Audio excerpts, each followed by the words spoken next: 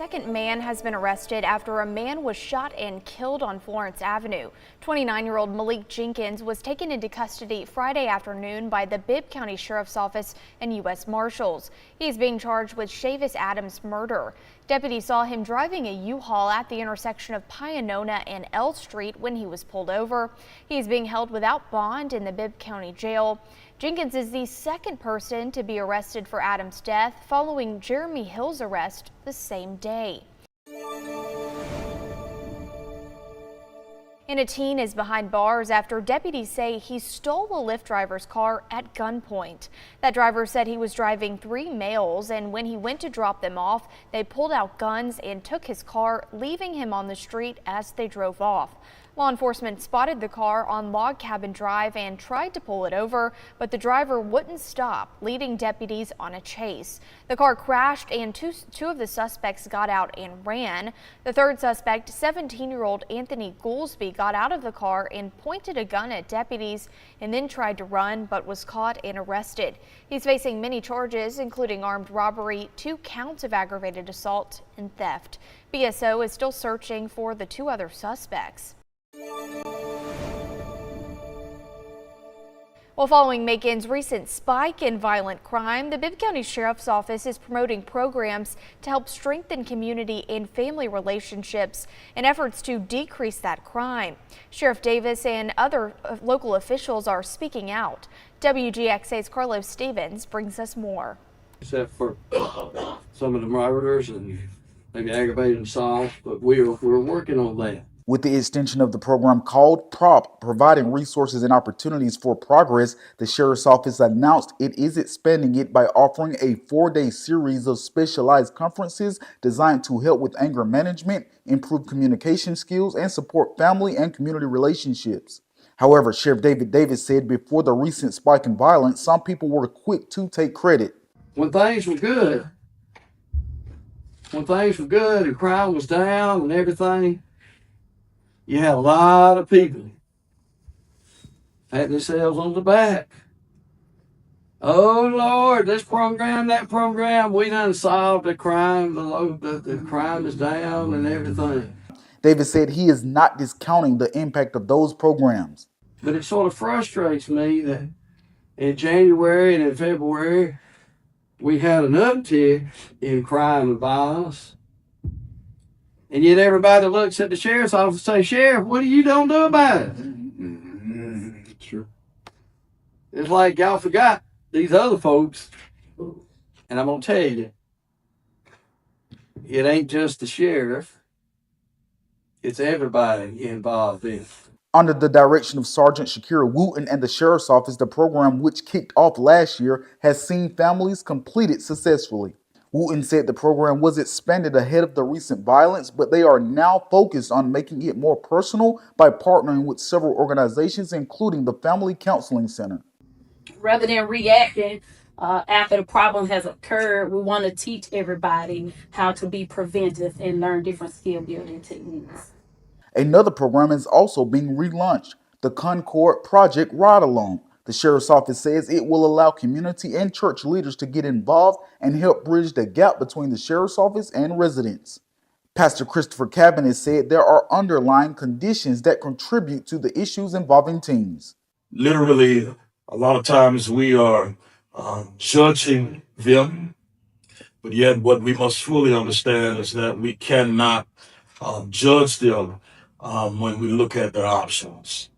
And so a lot of times their options literally calls for them to go off the pathway of what is right. Poverty, as well as public health, is a number of the challenges that is causing a lot of the violence and what we see. Dan Sims, superintendent of Bibb County School District, said there are key areas within the school system where they are seeing problems. Disorderly conduct, incivility, fighting. But Sims said one thing he realizes when visiting schools across the district: just wanting to be heard, wanting to be loved, wanting to be pushed by somebody who cares for them. That was Carlos Stevens reporting. Meanwhile, 19 people in Twiggs County have been indicted for dogfighting. A year-long investigation involving surveillance, search warrants, and animal recovery led by the Twiggs County Sheriff's Office and other agencies, including the Georgia Department of Natural Resources and Animal Welfare facilities. The dogs that were saved are receiving treatment and medical care. The DA's office will prosecute the cases in Twiggs County Superior Court. Sheriff Darren Mitchum says dogfighting is not only an act of extreme cruelty to animals, but is often associated with other forms of criminal activity that endanger our communities. We are hearing more from a family after a 12-year-old girl in Byron took her own life last week. Her relatives say it is a direct result of being harassed at school. WGXA's Gloria Ruth Finney was at the anti-bullying march yesterday, held in the young girl's memory. She brings us more. Kindness, courage, and unity. Silent words echoing through Byron streets Monday as family and community members gathered for an anti-bullying walk honoring Ava Little's life. Peach County Coroner Carrie Rooks confirms the 12-year-old Byron Middle School student died by suicide on the night of February 25th. Little's older cousin Kaylee Jacobs, also known as Aunt KK, describes Ava's personality as bubbly, while recalling Ava's infectious smile. Anytime she walked in a room, she just lit up the room. Her smile, her personality, just bubbly. And that's literally what the goal is, to be like Ava. Jacobs and Little's aunt, Paige Day, say they believe bullying may have played a role in the young girl's death. Ava was severely bullied. We want to bring light to that, and we want her voice to be heard, and we want other kids to know that if you are being bullied, that you can reach out. There are people who will help you, and you are loved. We just want to bring awareness to that, and to kids, to let them know that words hurt, and they have to take these things seriously, because unfortunately this one entered into tragedy. We have to do better as a society. If any child gets anything out of this, it will be worth it, even if it's just one child. Gloria Ruth Finney reporting, WGXA News. Now, we reached out to the Peach County school system for a statement to learn more about the bullying allegations related to Little's death. We're still waiting to hear back, but if you or anyone you know is experiencing thoughts of harming or emotional distress, call or text 988 to get immediate assistance. Macon Water Authority board member Elaine Lucas has announced that she is in remission. In September, Lucas announced that she was diagnosed with leukemia. She told us yesterday about all the support that she has received during her time. I am so grateful to so many people who have been praying for me, who have visited me, who have come and laid hands on me. It has just been a joy to reconnect with so many people, but I am so thankful that my health is being restored. Lucas represents District 1 and continued serving the public throughout her diagnosis.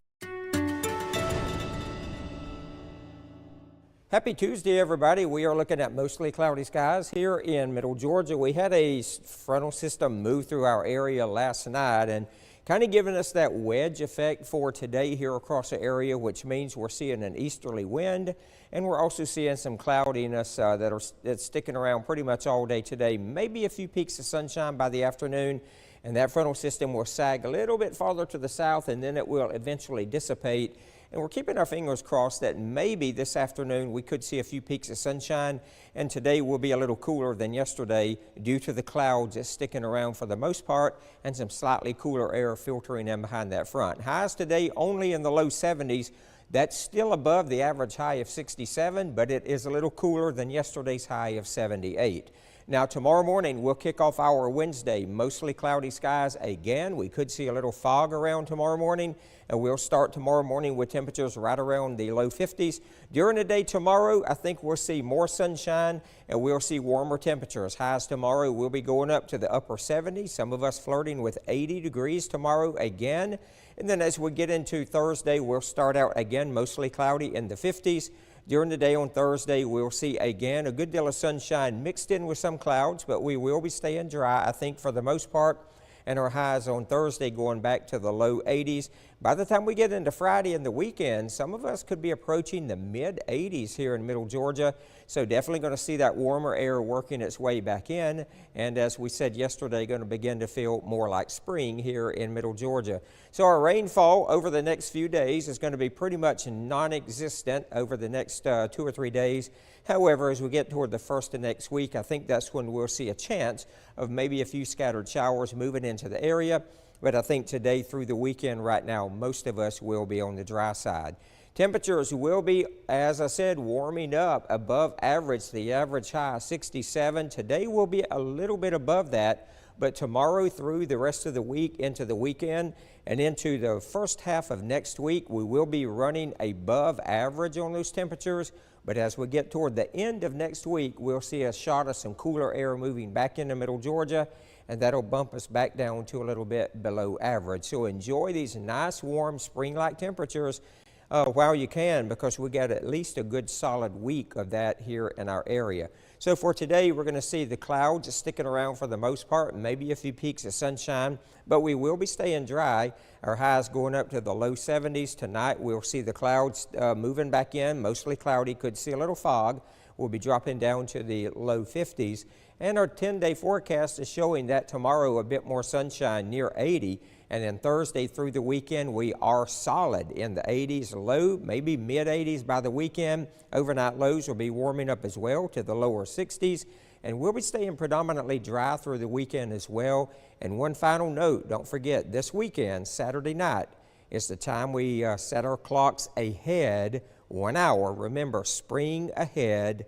We're not falling backwards, so we're in spring now, so we'll go ahead 1 hour Saturday night.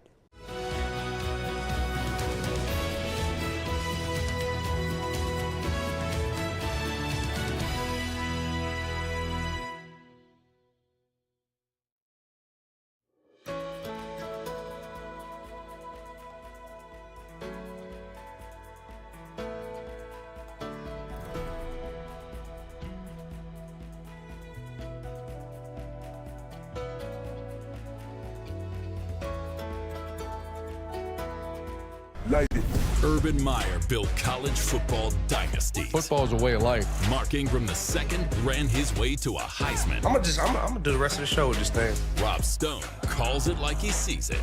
This is the Triple Option, where legends tackle the biggest headlines in college football and the NFL with guests who don't hold back. You're not winning with that owner. Wow. It's football talk that hits harder than game day. The Triple Option, presented by Wendy's, wherever you get your podcasts.